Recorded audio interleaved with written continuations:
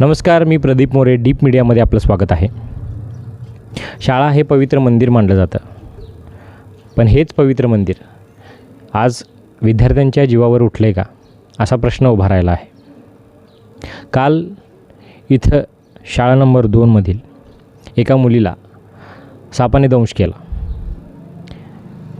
ती मुलगी आता CPRमध्ये ॲडमिट आहे. ह्या सगळ्या कारणांना कोण जबाबदार? इथं सातत्यानं साप येतात. इथला परिसर अतिशय अस्वच्छ आहे. या सगळ्या गोष्टींना कोण जबाबदार राहणार? परिसरातील अरुंद बोळ, संकुचित जागा आणि शाळेच्या शेजारी वाढलेली अनावश्यक झाडी या सर्व गोष्टींमुळे आज सापांना इथे आयते घर मिळाले आहे. शाळेच्या पायऱ्यांखाली असलेली ही मोठी बिळे मृत्यूला आमंत्रण देत आहेत. कालच परीक्षेला जाणाऱ्या मैथिली संतोष पाटील हिचा पाय बिळातून अचानक बाहेर आलेल्या सापावर पडला आणि तिला सर्पदंश झाला. ज्या मुलीला सर्पदंश झाला आहे ती मैथिली पाटील. हिच्या आपण आजीला आज भेटतोय. कशी आहे मुलगी आता? ती मुलगी आता छान. ते काही विचार नाही म्हणून सर्प सांगितला. पण ह्या चावल्या सरांनी आम्हाला फोन केला. आम्ही ह्या शिप्यामध्ये त्यांनी नेली आमच्या अदोगरी सरांनी. मग हे केलं. तिथनं त्या आंबोलीसमधनं शिपियारला नेली कोल्हापूरच्या. तिथे नेली. तिने ते दोष झालेला सर्प नेला बरणे टाकून आणि तिने मग त्यावर चौकशी चालू केली. ह्याच्या आधी पण तिथं साप आल्यात अंगणवाडीत 4 हे केलेत म्हणून. ते वंदनाबाईनं मारल्यात. मग ती वंदनाबाई बी म्हणले आम्ही पंचायतमध्ये सांगून वैतागलोय आणि आता तुम्ही पालकच स्वतःहून जावा पंचायतमध्ये तुम्ही तक्रार घाला. मग आता तुम्ही वैयक्तिक असं कधी गेलाय का पंचायतीमध्ये? आत्ताच आमची पुरगीची तक्रार झाल्यावर आता उद्या जाणारच आहे मी पंचायतमध्ये. पण पुरगीला आणल्याशिवाय जाणार नाही म्हणून मी गेलेलो नाही. मग मुलगी आता बरी आहे का? हाय बरी. कधी तिला घरी आणणार आहे? आता संध्याकाळी 8 वाजेस्तोवर मिळणार विचार. मग आता तुम्ही ह्याच्या संदर्भात कोणाला भेटणार आता युवराज कांबळेच्या बायकोला सरपंच आणि पंचायत बोर्डाला. त्याच्यावर पण तिने काय केलं नाही तर तुम्ही काय करणार? तक्रार मानी कुठं वर न्यायची तक्रार? शाळेची पोरं काय करायची? काय मारून टाकणार आहे का विचारणार? मग आईबांना जाताना लहानपणापासून करायचीच नाही. आता तुमचं जर साप चावायला लागलं तर रोज उठून पोराला त्या पोराशने काय करायचं आम्ही? मग ह्यांच्यावर तक्रार नको घालायला.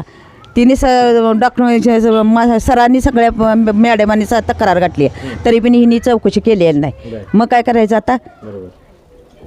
म्हणून आता आईवडिलांनीच हे करायला पाहिजे, तक्रार घालायला पाहिजे. सरांचं ऐकणं झाले तर म्हटल्यावर मी काल सरांनी तिकाला सांगून आलो मी जाऊन पंचायतमध्ये तक्रार घालून येणार आहे. मग जावा म्हणले. आता मग म्हटलं माझं पेशंट घरला आल्यावर जाणार आहे मी, तवर जाणार नाही म्हटलं. पुरगीला घेऊन जातो तिथं म्हटलं. मग त्यांच्या तोंडनं काय येते ते मी बघतो म्हटलं. म्हणजे काय सांगतात बघतो की युवराज कांबळेची बायकोन ती. मग पंचबोडे कशाला गावात शिकिल्या निमली लहान पोरं सांभाळ्या करता केली का कशा करता केली म्हणून विचारणार आहे. ह्या ठिकाणी तुमची पोरं असती तर तुम्ही काय केलं असतं तसा?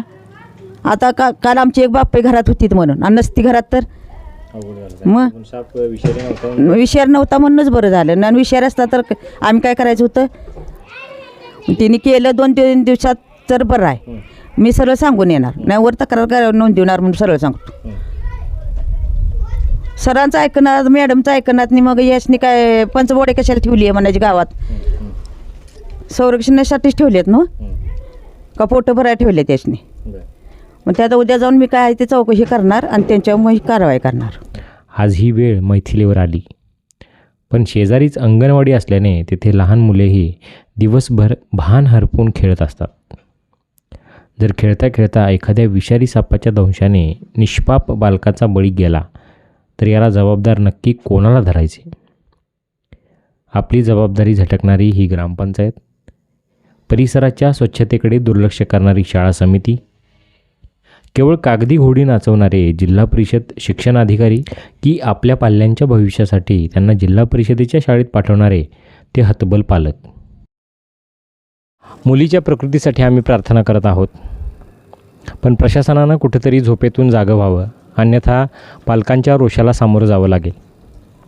कॅमेरामन मयूर मोरेसह प्रदीप मोरे, डीप मीडिया मराठी. धन्यवाद.